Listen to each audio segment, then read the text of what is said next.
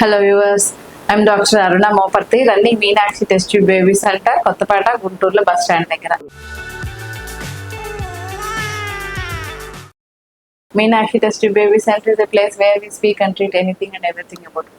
ఈరోజు నేను మీకు ఈ వీడియోలో వీర్యం బయటపడిపోతుంది, అసలు ప్రెగ్నెన్సీ వస్తుందా అలా పడిపోతే, లేకపోతే కొంచెం ఇంటర్ కోర్స్ గురించి కొన్ని డౌట్స్ ఉంటాయి చాలా మందికి. న్యాచురల్గా ప్రెగ్నెన్సీ రావాలంటే ఏమేం చేయొచ్చు, ఏమేం చేయకూడదు అనే చాలా మంది ఆ డౌట్స్ అన్ని క్లారిఫై చేద్దాం. ఎక్కువ పేషెంట్స్ అడిగే డౌట్స్ అని ఈ వీడియోలో చెప్దాం అనుకుంటున్నాను. యూజువల్ గా వీర్యం అనేది బయటికి వస్తుంది, మొత్తం బయటపడిపోతుంది, అసలు మాకు ప్రెగ్నెన్సీ ఎలా వస్తుందని చాలా మంది అడుగుతూ ఉంటారు.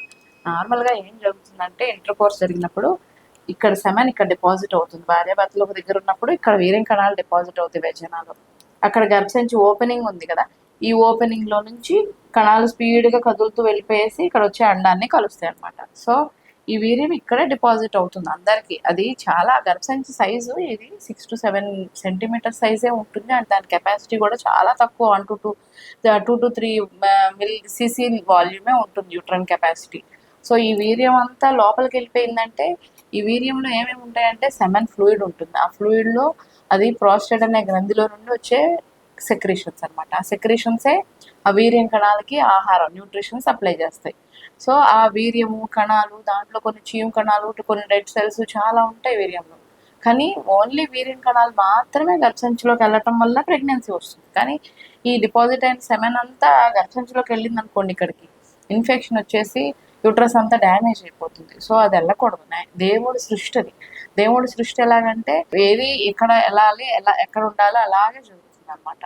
సో ఇక్కడ నుంచి ఫ్లూయిడ్ మొత్తం బయటకు వచ్చేస్తుంది. ఆ బయటకు వచ్చిన దాంట్లో కణాలు బయటికి రావు. మంచి కణాలు అయితే భర్త యొక్క వీర్యం కణాల కెపాసిటీని బట్టి, వాళ్ళ కణాల సంఖ్య, వాళ్ళ కణాల కదలిక శక్తిని బట్టి, మంచి కదలిక శక్తి కణాలు ఎక్కువ ఉంటే స్పీడ్గా వెళ్ళిపోతాయి.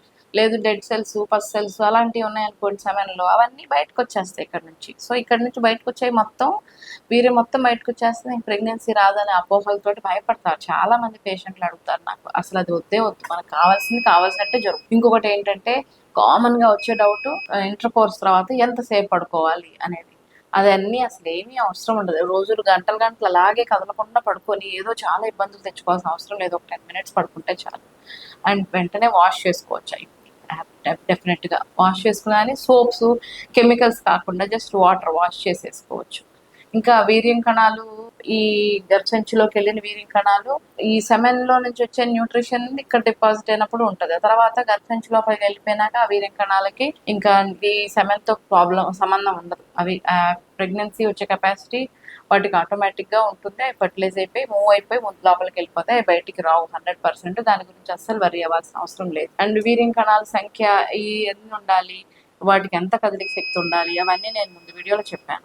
అది ఒకటి చూసుకోండి. వీర్యం కణాలు మినిమమ్ 20 to 30 మిలియన్ అన్నా ఉండాలి. వాటికి 40-50% కదిలే శక్తి ఉంటే స్పీడ్గా కదులుతూ వెళ్ళిపోతాయి అనమాట.